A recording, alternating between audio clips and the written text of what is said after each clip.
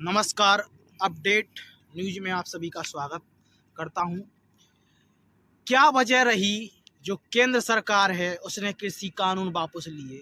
Bharatiya Janata party जो केंद्र में है, प्रधानमंत्री नरेंद्र मोदी ने कृषि कानून वापसी लिए। क्या वजह रही?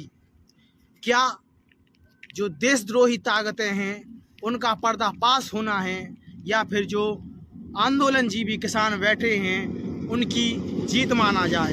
लेकिन लगभग ऐसा माना जा रहा है कि जो किसान है उसकी जीत हुई है और भारतीय जनता पार्टी और केंद्र सरकार की हार मानी जा रही है।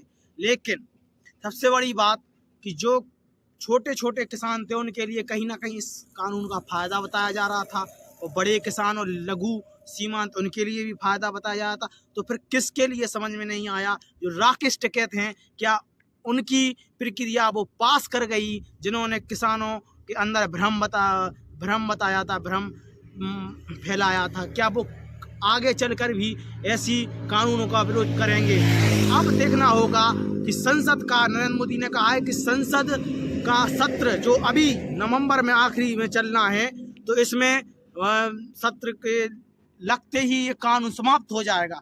तो कानून समाप्त होते ही आंदोलनकारी क्या अपने घर जाएंगे या फिर दिल्ली में ही बैठे रहेंगे डेला डार कर? सबसे बड़ी बात।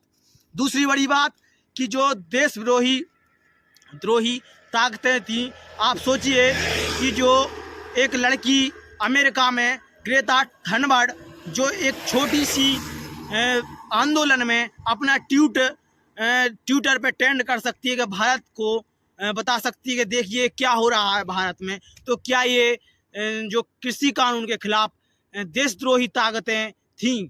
वहीं हम आपको बता दें कि ऐसे कुछ तत्व आए थे और देखा भी था मीडिया ने और अन्य जो टीमें हैं उन्होंने कि जो खालिस्तानी हैं उनको भी बताया जा रहा था। तो देखने वाली बात इसमें कहीं ना कहीं जो माना जाए कि जो किसान हैं, सीमांत लघु किसान हैं, आने वाले समय में उसका कृषि कानून का फ़ायदा मिलता अगर, तो वो अब आपको नहीं मिल सकेगा। और तीसरी बात की देखने वाली बात कि जो आंदोलनजीवी बैठे हैं और खालिस्तानी, क्या अब इनको अब ये बेरोजगार हो चुके हैं, अब अगर ये कुछ मुद्दा उठाते हैं देश का, तो अब ये एक ही इलाज होगा, वो आप जानते हैं क्या होगा।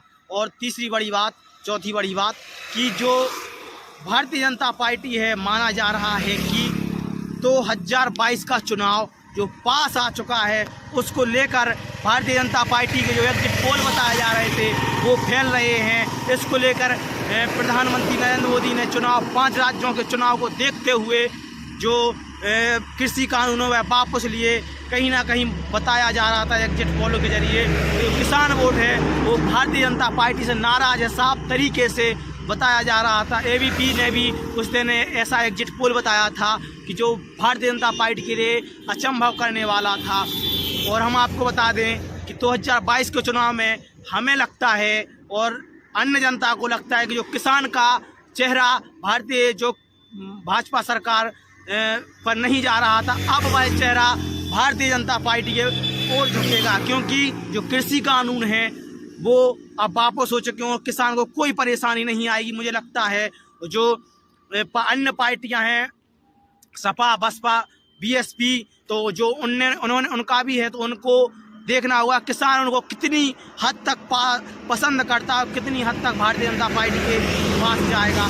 2022 का चुनाव पास आ रहा है, तो भारतीय जनता पार्टी ने कहीं ना कहीं उत्तर प्रदेश में इस जो कृषि कानून वापसी हुए हैं तो इसका भारतीय जनता पार्टी को 100% लाभ मिलेगा। और ये क्लियर बात है, क्योंकि जो 2022 का चुनाव था, किसान वोट कहीं ना कहीं जो बड़े मुताबिक में देखा जाए तो वो वोट भारतीय जनता पार्टी के आसपास भी नहीं नजर आ रहा था, जिसको लेकर कहीं ना कहीं ये फैसला है वो 2022 के लिए साबित सही होगा। और ये फैसला उनके लिए भी सही होगा जो किसान वहाँ पर बैठे हैं, दिल्ली में आंदोलन कर रहे हैं। अब वो अपने घर जाएंगे, घर नहीं जाएंगे तो आपको पता है कहाँ जाएंगे, जब ये कृषि कानून तीनों वापस हो जाएंगे। नरेंद्र मोदी ने कहा इसी सत्र में ये कानून भी वापसी हो जाएंगे। तो देखने वाली बात 2022 का चुनाव। एक और बड़ी बात कि जो बताया जा रहा था कि किसान नहीं मानेंगे, वो बात सिद्ध हो गई है। और यहाँ भारतीय जनता पार्टी, प्रधानमंत्री नरेंद्र मोदी है, वो कहीं ना कहीं उन्होंने अपनी गलती मानी है कि हम कुछ किसानों को समझा नहीं पाए और हमारे ही कुछ खोट रही, हमारी कमी नहीं है, तो उसमें ये हम गलतियां मानते हो। आभार व्यक्त किया है उन किसानों का। इसी के साथ बने रहिए, देखने वाली बात कि 2022 में और क्या क्या केंद्र सरकार निर्णय लेती है। जय भारत, आप सभी का स्वागत है। देखते रहिए न्यूज अपडेट के लिए। कैमरा पर्सन विशाल नायक के साथ कपिल नायक की रिपोर्ट। चैनल को सब्सक्राइब करें, वीडियो पसंद करें तो लाइक करें और कमेंट करें। जय हिंद, जय भारत।